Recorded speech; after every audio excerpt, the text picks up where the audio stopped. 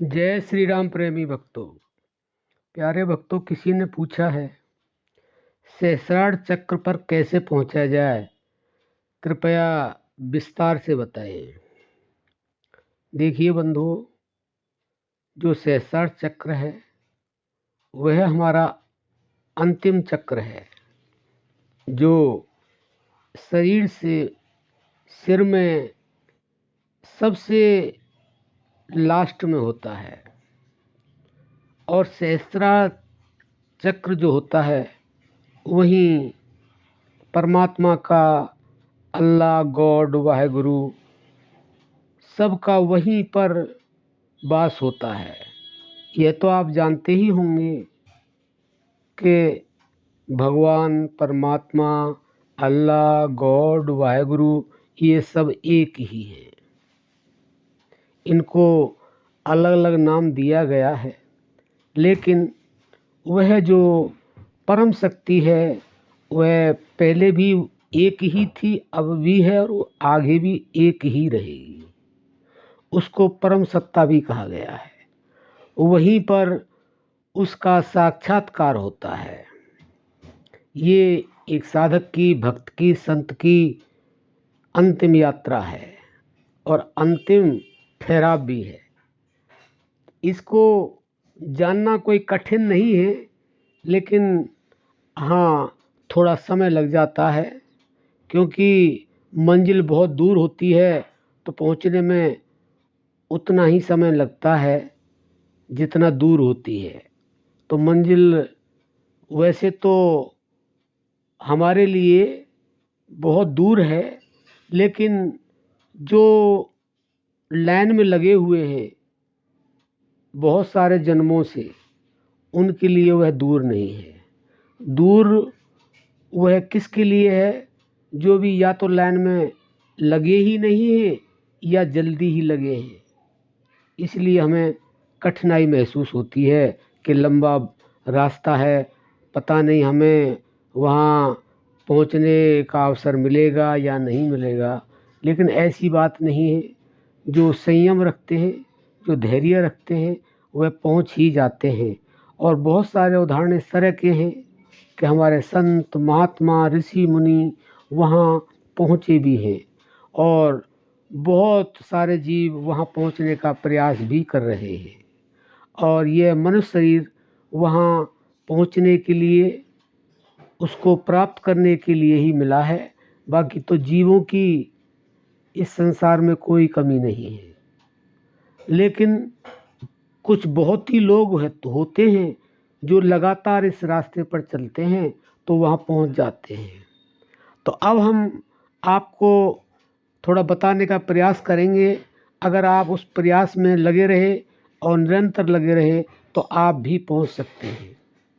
देखिए, हमारे संतों ने 4 प्रकार का जप बताया है। पहले बैखरी, उसके बाद में पश्चंती और उसके बाद में फिर पराबाणी। तो बंधुओं, आप समझ सकते हैं कि इनमें जो सर्वश्रेष्ठ है वह परावाणी से जो जाप करते हैं वह बहुत ही जल्दी, शीघ्रता से और सहजता से पहुंच जाते हैं।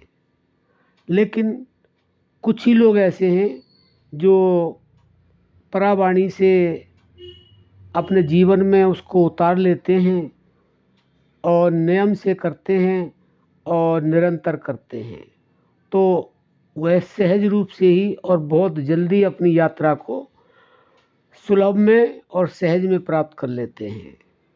तो बंधुओं, जो आप अगर परावाणी के बारे में जानते हैं, और बहुत गुरु तो आजकल यूट्यूब पर बता भी रहे हैं कि यह परमात्मा प्राप्ति का जो सहज साधन है, जो सुलभ साधन है, वह परावाणी से है और उसको आप किसी भी तरह से, किसी भी अवस्था में कर सकते हैं। तो अगर आप सहजता से और आप नाम जप जो करेंगे वो प्राणों के द्वारा करेंगे, श्वासों के द्वारा करेंगे, अगर जानते हैं तो। अगर नहीं जानते हैं तो आप ऐसा कोई गुरु ढूंढ लें जो प्राण जप के बारे में जानते हों और प्राण जप का उपदेश देते हों। तो उसको अगर आप निरंतरता से करेंगे और एकाग्रता से करेंगे तो सहज ही आपकी कुंडली शक्ति जागृत होगी।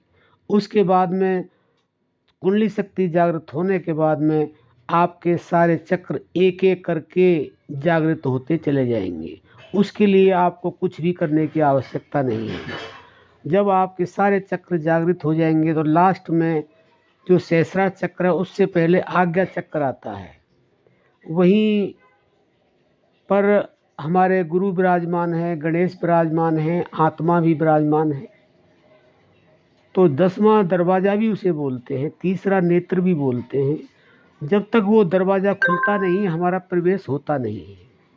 उससे पहले हम सहस्रार चक्र तक पहुंच ही नहीं सकते हैं, चाहे हम कुछ भी कर लें।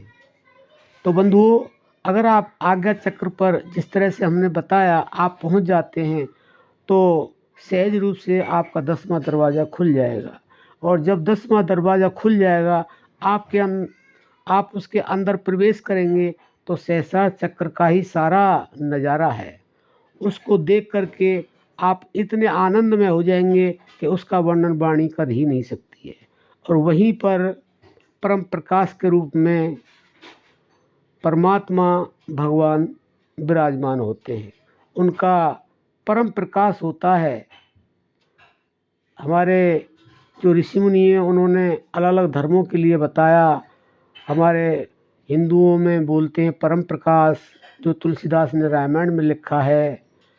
मुसलमानों में बोलते हैं नूर इलाही, और सरदारों में बोलते हैं उसको चांदना, और हमारे क्रिश्चियनों में बोलते हैं डिवीजन लाइट।